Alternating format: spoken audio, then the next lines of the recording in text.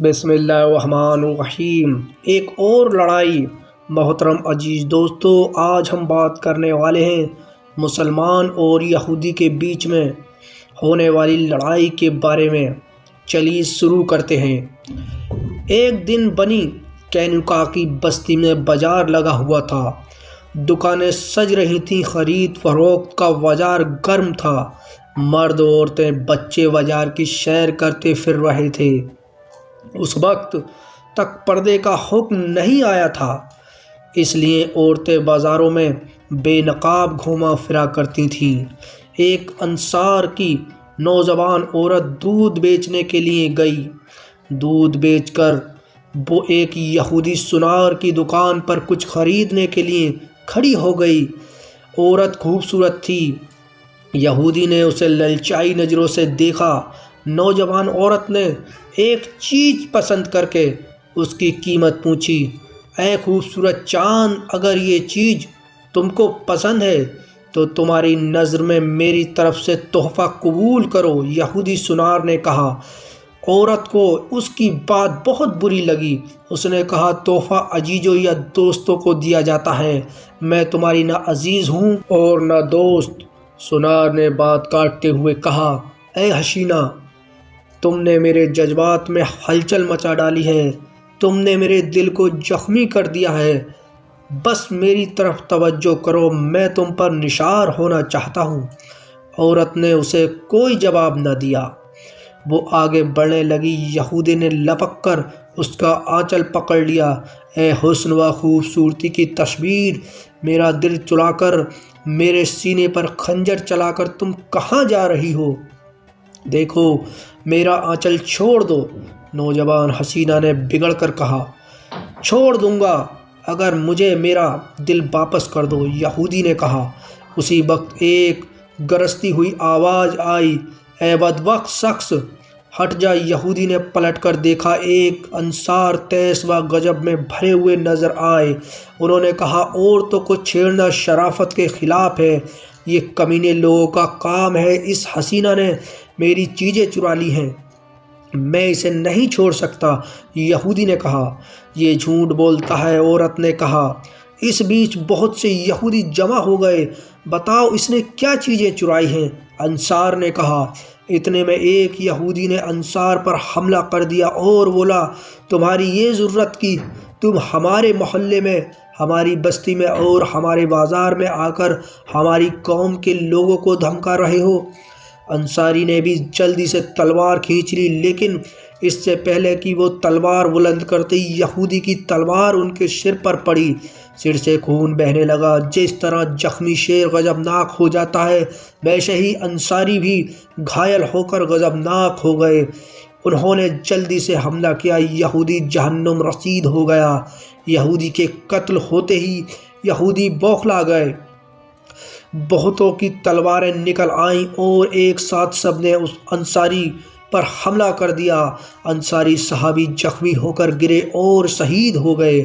نوجوان حسینہ بڑی زور سے چلائی، مسلمانوں، آج تمہاری عزت خطرے میں پڑ گئی ہے۔ یہودی دولت اور طاقت کے گھمنڈ میں تمہاری عورتوں کی آبرو لوٹ لینا چاہتے ہیں، کیا تم اسے گوارا کر لو گے؟ عورت کے چلاتے ہی کچھ مسلمان وہاں جمع ہو گئے۔ انہیں پورا واقعہ دیکھ کر غصہ آ گیا۔ اگرچہ وہ تھوڑے تھے، بہت ہی تھوڑے، آٹے میں نمک کے برابر، ان کے پاس ہتھیار بھی بہت تھوڑے تھے، صرف ایک ایک تلوار، ایک ایک ڈھال، لیکن وہ اتنے جوش میں تھے کہ انہوں نے اس کی پرواہ نہ کی۔ تلواریں نکال لی اور ایک جگہ جمع ہو کر بولے، بدبخت یہودیوں، آج تم نے ایک مسلمان عورت کو چھیڑ کر اور ایک مسلمان کو شہید کر کے اسلام کے شیروں کو جگا دیا ہے اور اپنی ہلاکت و بربادی کو دعوت دی ہے۔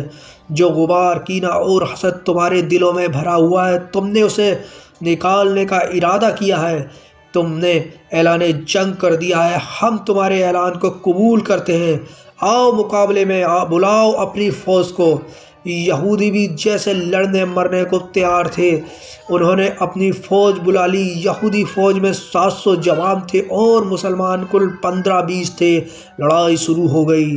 یہودی کو اپنی طاقت پر گھمنڈ تھا۔ مسلمانوں کو کم اور بے ہتھیار دیکھ کر ان کی ضرورت بڑی ہوئی تھی، لیکن مسلمان جس جوش و غضب میں بھرے ہوئے لڑ رہے تھے وہ دیکھنے کا منظر تھا۔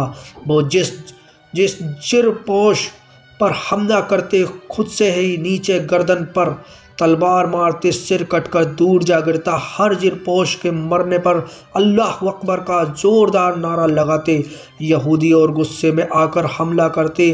ہر حملے پر انہیں یقین رہتا کہ وہ اس بار ضرور کسی نہ کسی مسلمان کو شہید کر دیں گے، لیکن بار خالی جاتا تو وہ اور بھڑکتے اور غضبناک ہو کر حملہ کرتے۔ مسلمان پورے صبر اور بہادری سے لڑ رہے تھے اور یہودیوں کو نقصان پہنچا رہے تھے۔ آخرکار اس لڑائی کی خبر مدینہ پہنچی۔ مسلمانوں کو یہودیوں کی اس حرکت پر تعجب بھی ہوا اور افسوس بھی۔ مسلمان اپنے بھائیوں کی مدد کے لیے دوڑ پڑے۔ وہ کل 300 تھے۔ حضور صلی اللہ علیہ وسلم بھی ساتھ میں تھے۔ حضرت ابوبکر رضی اللہ عنہ جھنڈا لیے ہوئے جھنڈا ہوا میں لہرا رہا تھا۔ بنی قینقاع کی یہودی آبادی میں لڑائی اب بھی چل رہی تھی۔ یہ مٹھی بھر مسلمان اس بھاری فوج کا مقابلہ کرتے کرتے تھکان محسوس کرنے لگے تھے۔ یہودیوں نے اس کمزوری کو محسوس کر لیا تھا۔ انہوں نے اپنی فوج کو جوش دلا کر ایک زوردار حملہ کرنے پر ابھارا۔ مسلمانوں نے اس حملے کو روکنے کی کوشش تو کی، لیکن وہ روک نہ سکے۔ یہودیوں کی تلواروں کو اب موقع مل گیا اور انہیں زخمی کرنا شروع کر دیا۔ مسلمانوں کے لیے لڑائی ہار میں بدلنے لگی۔ ہر مسلمان 10 20 یہودیوں کو گھیرے میں آ گیا۔ ایک دوسرے سے کٹ گئے، پھر بھی ابھی ڈٹے ہوئے تھے اور مقابلہ کر رہے تھے۔ لیکن کب تک؟ یہودیوں نے یقین کر لیا تھا کہ اب وہ بہت جلد لڑ رہے مسلمانوں کو قابو میں کر لیں گے۔ انہوں نے ہر طرف سے سمٹ کر حملہ کیا اور مسلمان کو یقین ہو گیا کہ اب وہ شہید ہی ہونا چاہتا ہے۔ نوجوان حسینہ میدان میں موجود تھی۔ وہ جانتی تھی کہ یہ لڑائی صرف اسی کی وجہ سے ہو رہی ہے۔ وہ دیکھ رہی تھی کہ مسلمان موت کے کنارے پہنچ رہے ہیں۔ وہ بے چین ہو اٹھی۔ اس نے خلوص دل سے دعا مانگی، اے رب مسلمانوں کی مدد کر، کمزور مسلمانوں کو ظالم یہودیوں سے بچا۔ اے اللہ اسلام کا نام بلند کرنے والوں کی مدد کر۔ ابھی وہ دعا کر ہی رہی تھی کہ اللہ اکبر کے نعرے سے پوری فضا گونج اٹھی۔ مسلمانوں اور یہودیوں نے پلٹ کر اور اچک کر دیکھا۔ انہوں نے دیکھا کہ مسلمانوں کا نیا لشکر بڑی تیزی سے بڑا چلا آ رہا ہے۔ لڑ رہے مسلمانوں میں نئی طاقت بھر آئی۔ وہ سنبھلے، زوردار حملہ کیا۔ پیچھے ہٹ کر آنے والے مسلمانوں کا مقابلہ کرنے کے لیے دور تک پھیل گئے۔ یہ آنے والا لشکر حضور صلی اللہ علیہ وسلم کی قیادت میں آ رہا تھا۔ اس آنے والے لشکر نے اللہ اکبر زوردار نعرہ لگایا اور ہلہ بول دیا۔ یہ بڑا زوردار حملہ تھا۔ اگرچہ یہودیوں نے ان کے حملے کو روکنے کے لیے ایڑی چوٹی کا زور لگا دیا، لیکن وہ مسلمانوں کے حملے کو نہ روک سکے۔ بہت کچھ پیچھے ہٹتے چلے گئے۔ مسلمان انہیں دباتے، مارتے، کاٹتے ان کے پیچھے لگے چلے گئے۔ جو مسلمان پہلے سے لڑ رہے تھے انہوں نے بھی سنبھل کر زوردار حملہ کیا۔ وہ بھی درمیانی یہودیوں کو کاٹتے چھانٹتے آنے والے مسلمانوں سے جا ملے۔ اب مسلمان غالب ہو رہے تھے۔ یہودی پیچھے ہٹنے لگے۔ جب مسلمانوں نے انہیں اور دبایا اور ان کے بہت سے آدمی موت کے گھاٹ اتر گئے تو وہ پیچھے بھاگے اور نہایت بے ترتیبی سے بھاگے۔ مسلمان ان کا پیچھا کرتے ہوئے دوڑے۔ سامنے ہی بنی قینقاع کا قلعہ تھا۔ تمام یہودی سمٹ کر قلعے کے اندر داخل ہو گئے۔ پہرے بالوں نے پھاٹک بند کر دیا۔ مسلمانوں نے یہودیوں کے ساتھ ہی قلعے میں داخل ہونے کی کوشش کی، مگر وہ کامیاب نہ ہو سکے۔ یہودی قلعے میں گھر گئے۔ مسلمانوں نے ہر طرف سے قلعے کو گھیر لیا۔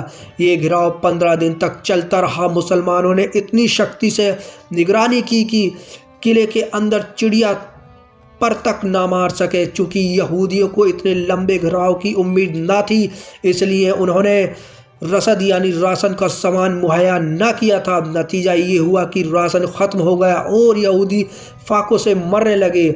16ویں دن انہوں نے خود ہی پھاٹک کھول دیا اور بغیر کسی شرط کے قلعہ مسلمانوں کے حوالے کر دیا۔ مسلمان قلعے میں جیتنے والے کی حیثیت سے داخل ہوئے۔ حضور صلی اللہ علیہ وسلم نے حکم دے دیا کہ کوئی یہودی ہتھیار نہ باندھے اور جو ہتھیار بند یہودی ملے اسے فوراً قتل کر دیا جائے۔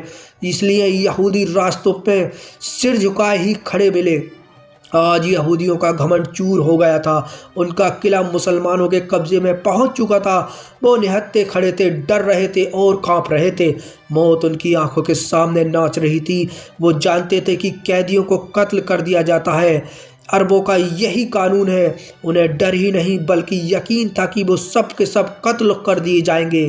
موت کے ڈر سے ان کے چہرے پیلے اور بھیانک ہو رہے تھے۔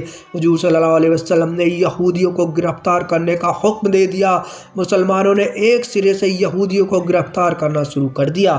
کئی گھنٹے گرفتاری میں لگے۔ جب تمام یہودی گرفتار ہو گئے تو حضور صلی اللہ علیہ وسلم انہیں اپنے ساتھ لے کر مدینے کی طرف چل پڑے۔ خدا حافظ۔